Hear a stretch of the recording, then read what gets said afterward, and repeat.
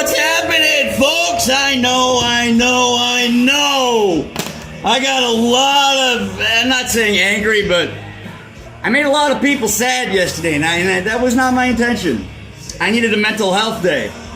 I might need another one today, too, and the day after that, and whatever. All right, no more fucking around. Let's get into it. I think I ended the last episode with one word, underage, not telling the story. I chewed on it the whole day after I made the last episode, slept on it, woke up yesterday, chewed on it some more, and realized that's not my story to tell. And fucking A, court of law might be a good place to tell that story, but that's not happening. I have notes to follow and everything. Okay, if you ever filled in on the guitar, maybe those keyboard, you tickled those ivories a little. Maybe you were a female and you sang, or you played drums. You had to at least know 300 songs on standby. So God forbid you're doing your thing and you're plucking along and you fret that chord wrong. See, everybody in the band knows the look that fucking cock would give. He would give that, like, I don't know, it would be one of these. He'd be like a fake smile. And then look at somebody in the band and be like, yeah, and he will kiss your ass and tell you the greatest things. Thank you so much for helping #1 singer band and helping #1 singer. You saved the day. You made me look amazing. Stop it. Taillights? Oh, he's making fun of all your asses. Making fun of your tone, making fun of your presets, making fun of everything.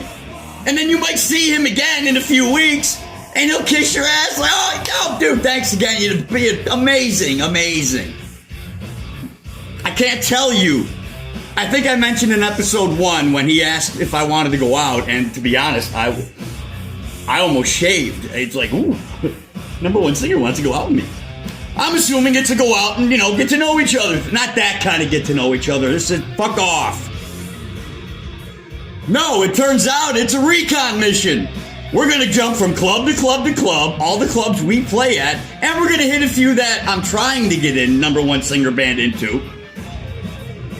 So, we hit all the usual spots, there's bands playing, and, there's no, let's face it, #1 singer band pulls the numbers. They fucking run to these shows in droves.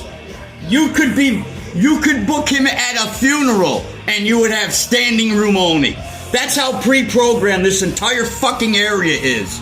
They see those 3 fucking letters on the board because you can't put the whole name now, because usually if it's a Saturday or a Sunday, somebody will take that one of those S's and just move it down a line. You know what I'm talking about. So he made fun of everybody and made fun of people's bands. Let's just say if you flip something to the side, maybe I was caught stealing one time. Oh fuck! This one time I saw a duck doing disco. It was the craziest thing, and that's just off the top of my head. There was many, but he would go to these clubs and be like, "Look at the crowd you don't have. See, this is why you have to have my band." Which, he has a point. Sure does. But he's a douchebag.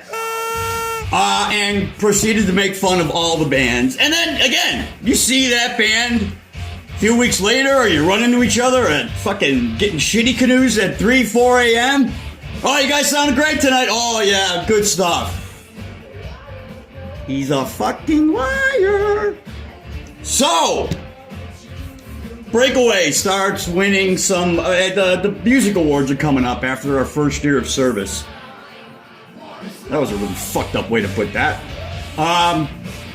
So, we had some clubs here and there, a couple parties, nothing major. Again, the whole band was starting off because of some arrogant fucktard. So,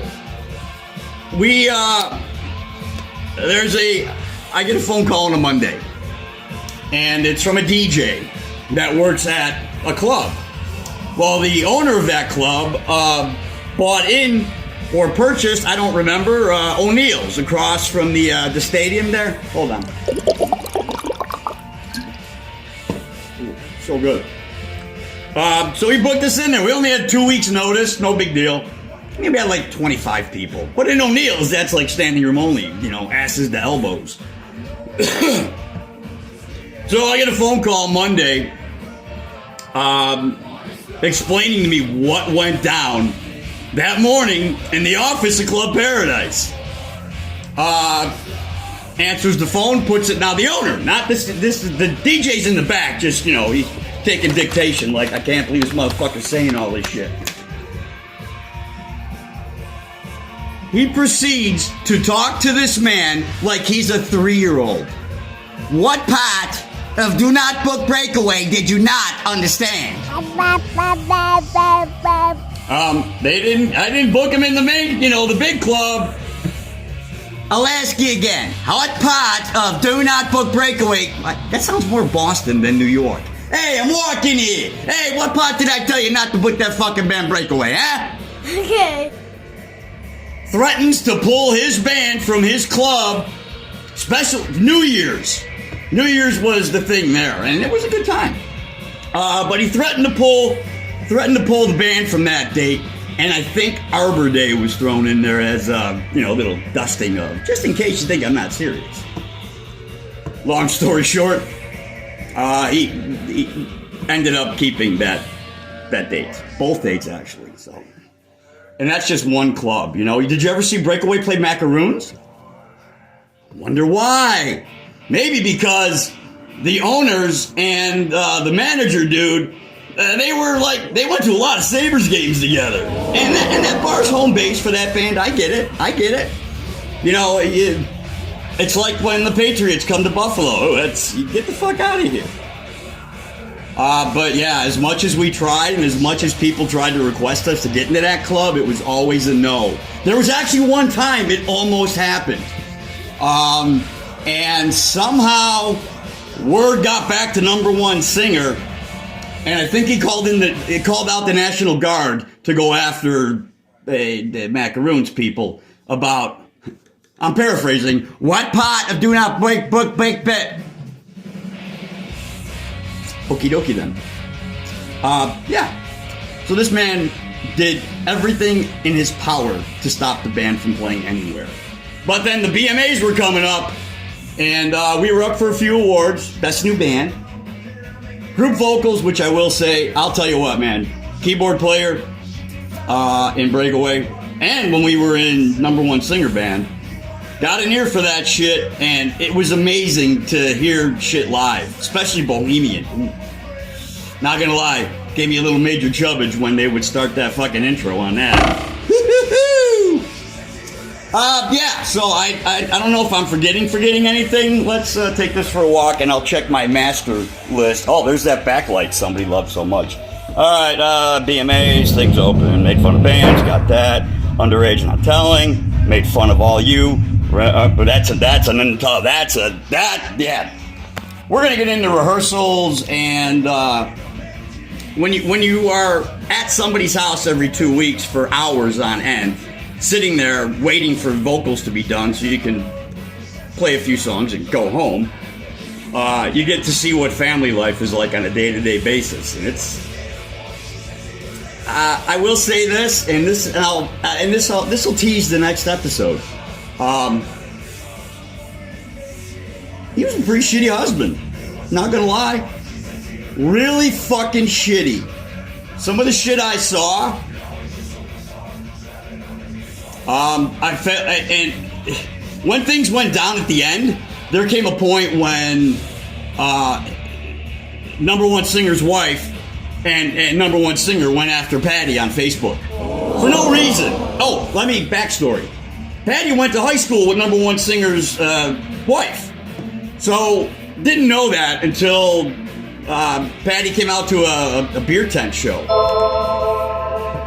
And they were like, oh my God, I haven't seen you ever this tall. And Patty didn't grow. I'm just saying, last time I saw you were yay tall. Yeah, I stopped growing at 5.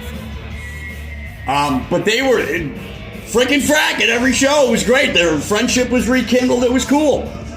But then, after things went down with those vicious lies, because a hug went misconstrued. Woohoo! I'm going to try and wedge that word into everyday conversation every day, just to see how awkward people are going to look at me like, Miss who? All right, that's it for now. This helmet is actually hurting my head. I cranked it on too tight. Oh, look now. Oh, yeah, see that? This is how they wear it in the hood. All right, till next time. Yeah, I guess till next time. I got no big ending. I didn't really plan on an ending for this one. All right, well, thanks for watching. Don't forget to hit subscribe and like. Your clicks mean everything.